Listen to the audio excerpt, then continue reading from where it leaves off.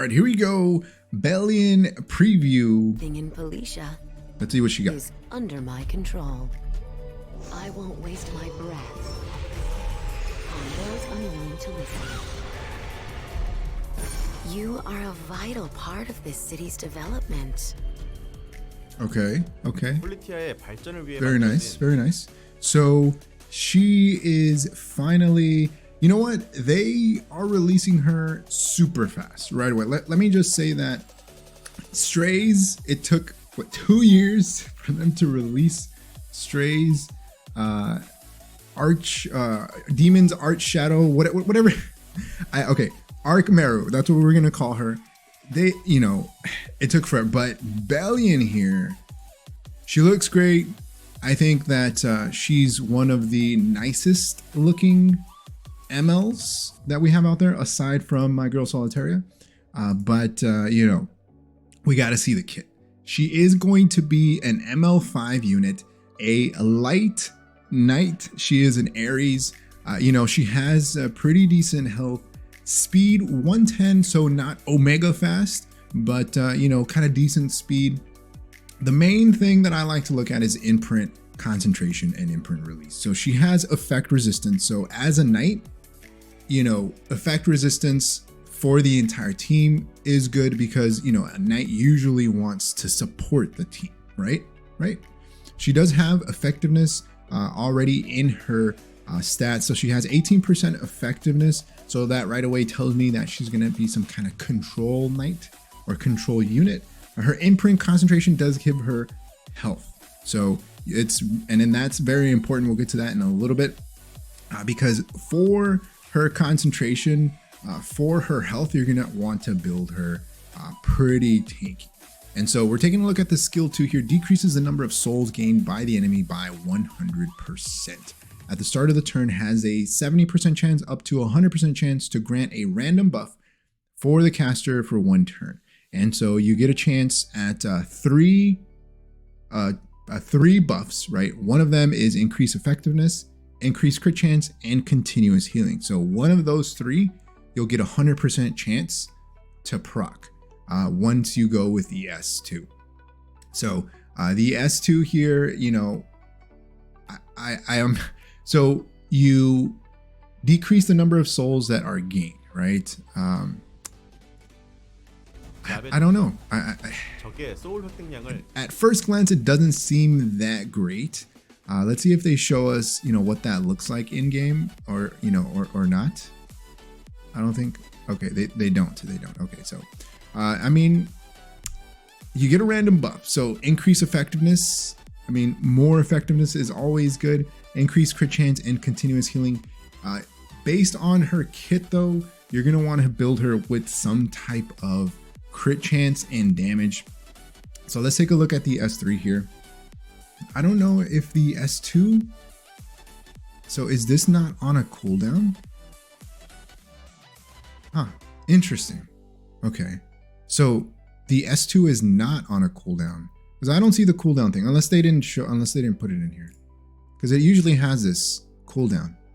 But S3 Apocalypse attacks all the enemies with the power of duties, decreasing combat readiness by a random amount between 20 and 40%, and provokes for 1 turn.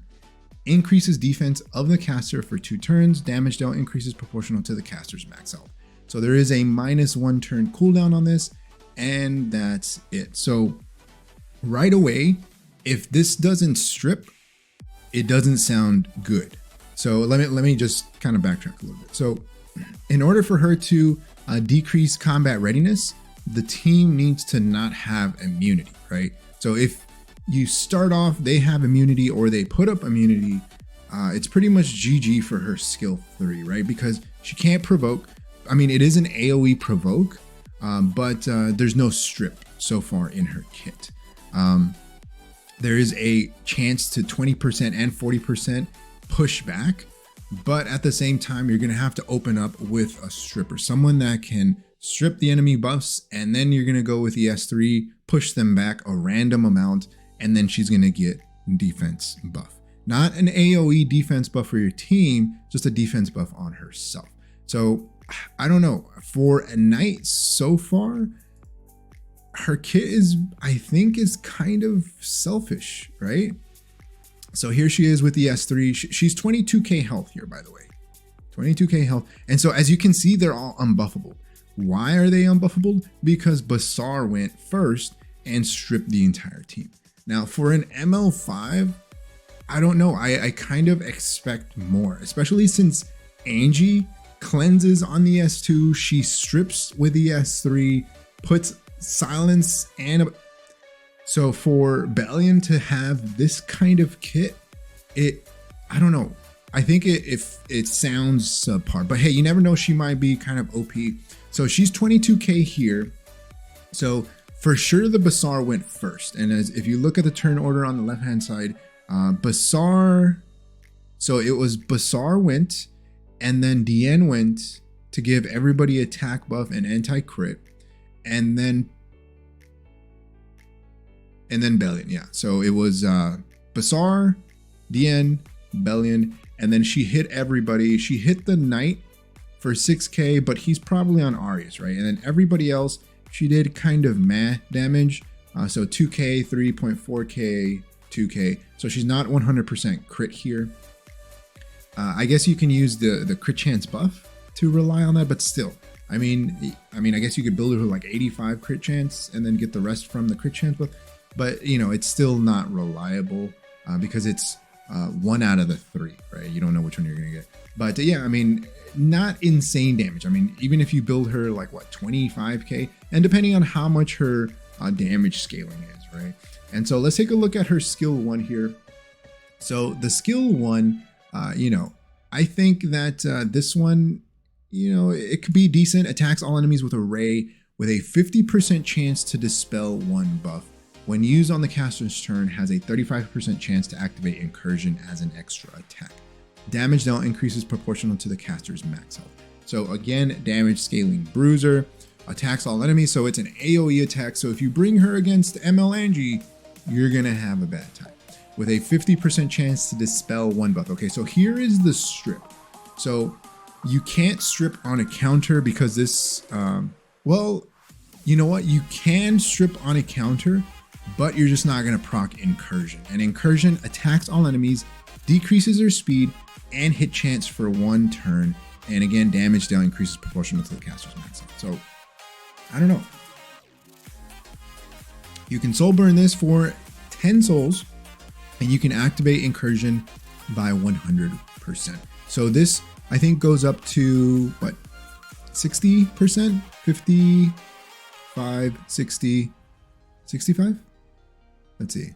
1, 2, 3. Yeah. So I don't know.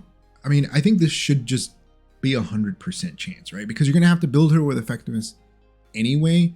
And she doesn't have an AoE strip, which you're going to have to bring in order to be able to use her. So like Last Rider Crow, you know, you're pretty much done. Because you don't have a built-in strip other than her S1. And then even if it's only going to be what, a 65% chance. And then it's only a 35% chance to activate Incursion as an extra attack. So even then, it's still RNG, more RNG in her kit. Even though she does have that like baby strip on the S1. Let's see if they show us this one. Okay, there's the Incursion. So the Incursion actually, I mean, I don't know if it dealt any more damage.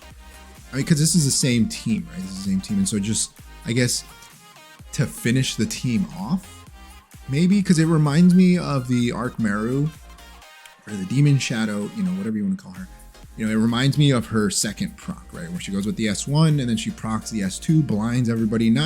She doesn't deal insane damage, but it does hurt. And she can strip with the S2.